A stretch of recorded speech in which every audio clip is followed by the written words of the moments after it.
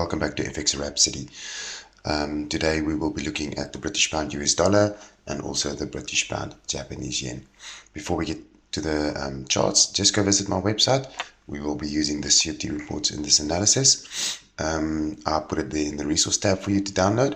It's updated, so just go click on that link and you can download it for free and use it on your other pairs as you wish.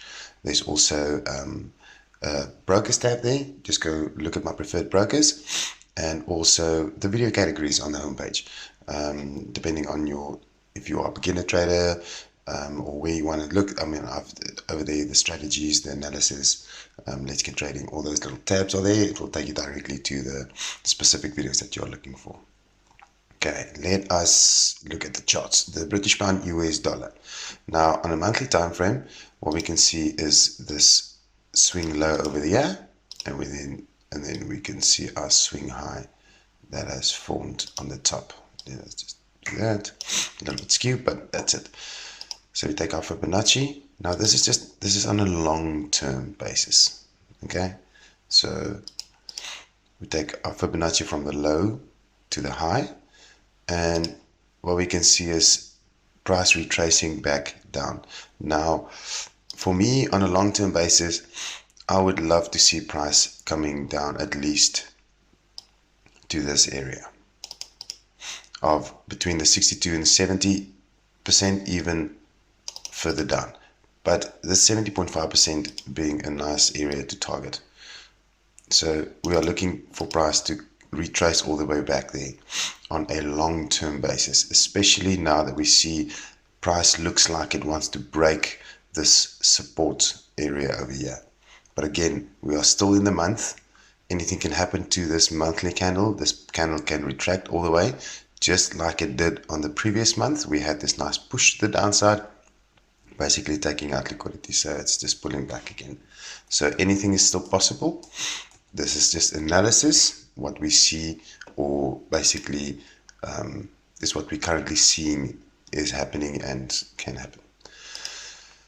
Let's go to the weekly time frame. Okay. Now on a weekly time frame, what we can see is, I just want to take my Fibonacci out. Let's take our Fibonacci from the high to the low over here, because we have our swing at the top and we have our swing at the bottom.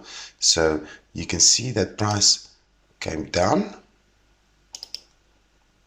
then price retraced all the way to the 62% area, touched that, which is a nice sell entry for retracement. And then your first take profit, if you are in this let's call it a long-term sell. If you're on the weekly, if you are a swing trader, you can see price turning there, coming up for that retracement, which will be a nice sell area. Then your first take profit area, and look how nicely this lines up, will be that 0% area. That will be your first take profit. And then your second take profit will be your 50%. Which will be that area over there, which if you look at this up movement or this uptrend, this bullish movement, you get these bearish candles, which forms a bit of support in the market, or a little bit of structure. So, and those fall nicely into our take profit areas. And you can see even here your take profit 3 basically at falling at this area over here. Yeah, let's just highlight it so you can see. Whoops. Okay, so those are the key areas if you're a swing trader for your take profits. TP 1, 2, 3. So what we want to see price do is first break this area, which is also an area of support. And another thing is there's also that liquidity that's lying here at the bottom. Okay, that's liquidity lying here. So we know price action hunts liquidity. You can see the liquidity. It's your sell stops of these traders that went in for the buy over here. When price reached this area, guys climbed in and then price went up, so they will put their sell stops at the bottom. So price will be hunting that liquidity, which will be just below that first take profit area. So that's a key area. So what we want to see is price coming here, and most probably price will then shoot up again before it makes its way down. Again, analysis, guys. This is not a prediction of the market. This is just analysis that anything is possible in forex markets. So that is why we react to the market. We don't predict it and trade again according to our predictions. We look at the market, we analyze it, and then after that, obviously lower time frames. And then what we do is we look at our analysis and we see it play out and react to it. If it turns out to be otherwise, we react to what the market is giving us. So on a daily time frame, what we see here is I'm just going to draw that. Let me just, there we go. So what I'm going to do is put that same Fibonacci in. I just wanted to show you something. So we put that same Fibonacci in. So from the swing high and this little swing low over here, price came up to the 62%. And now again, we want price to break this area over here because we're wanting it to tap out that liquidity. We're looking at price action coming to tap out that liquidity. Basically price, that's what price did over here as well. This area over here had liquidity, so price tapped into it. Let me just draw that for you. You can you understand. So there was liquidity up here. Price came in and tapped that liquidity. It was hunting that liquidity. And from there onwards, it made its way to the downside. So we want price to break this area first. And it will most probably come back to this area to retest it. If it makes it break, and then go down to the downside. Or we will see price not breaking this area, not hunting that liquidity, but then move up to the upside. Again, this is why we need to react to the market. So this is our prediction. Anything can happen from here. I mean, price is in a little bit of a, let's call it a consolidation phase. It's moving, but it's not showing us any form of break over here. There was a little bit of touch of taking out liquidity. Was that enough for price to be pushed down, hunting this liquidity at the bottom? Also, what we see is this trend line forming. Let me just make it another color. Let's do that. And then just so the chart doesn't look too, there we go. So we also see that trend line that's forming over here.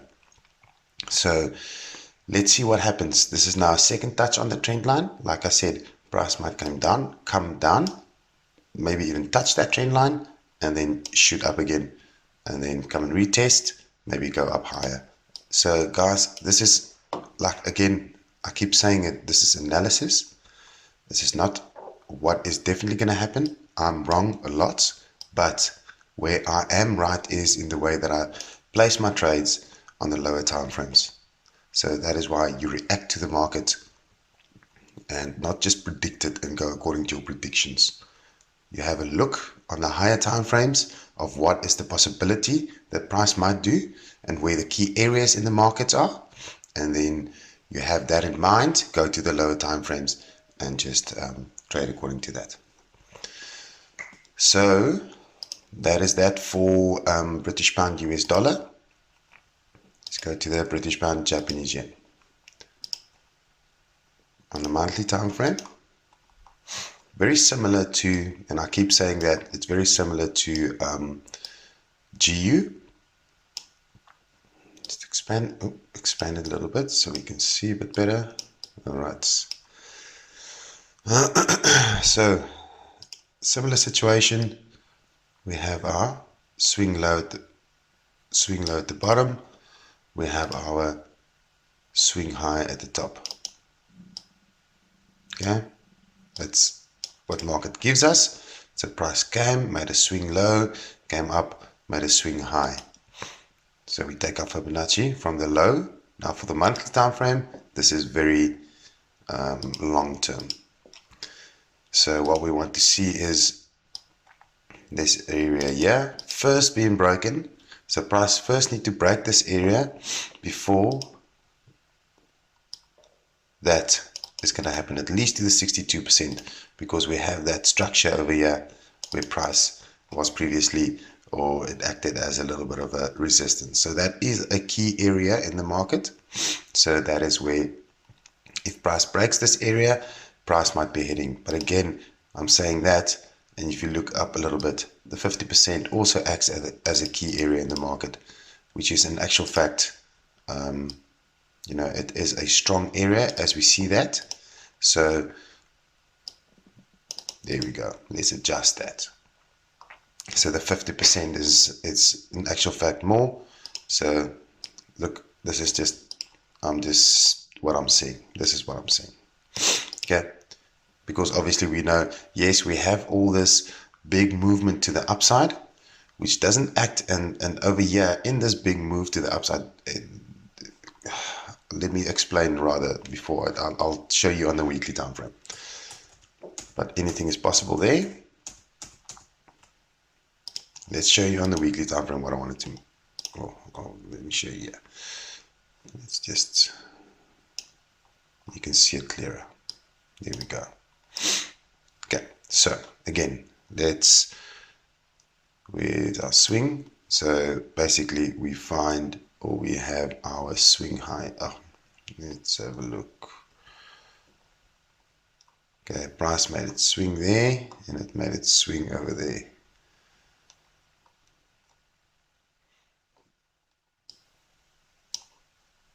So I would say over here, there's a nice swing low area.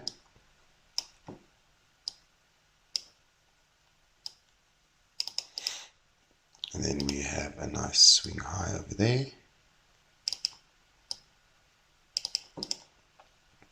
This is basically what I just showed you on the monthly.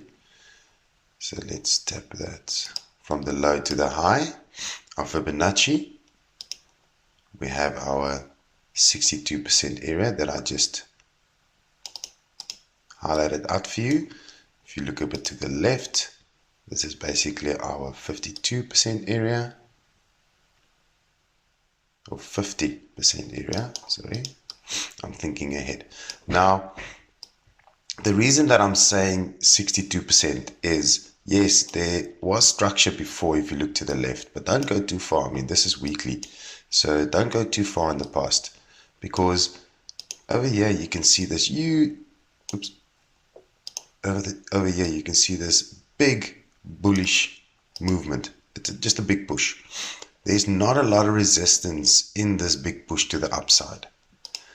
So when price, if and when price breaks this area, I almost feel like it will drop straight to that 62%. I don't think there's going to be a lot of resistance. There might be slight little up and down, but price will fall fast. It will fall quickly to that 62% area. That is, again, if and when price breaks this area of support that it is sitting on now. Okay, so don't just go and sell. What we want to do is wait until that structure is broken.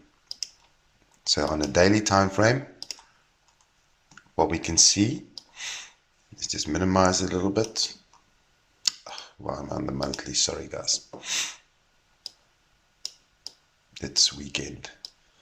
Okay, so on the daily time frame, what we see is, we can see this area on the top,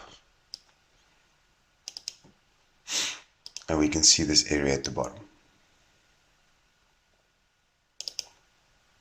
Let's just expand it a little bit. Okay. Now we know that there is liquidity up here, lots of liquidity.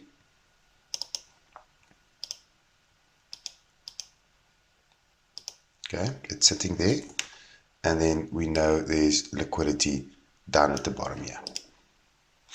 So currently as we see, price came up, touched this area, came down, didn't break that area. Yes, it tapped liquidity, came up, it didn't break this area over here. It did not go up and tap that liquidity or take it out. Price turned just before that.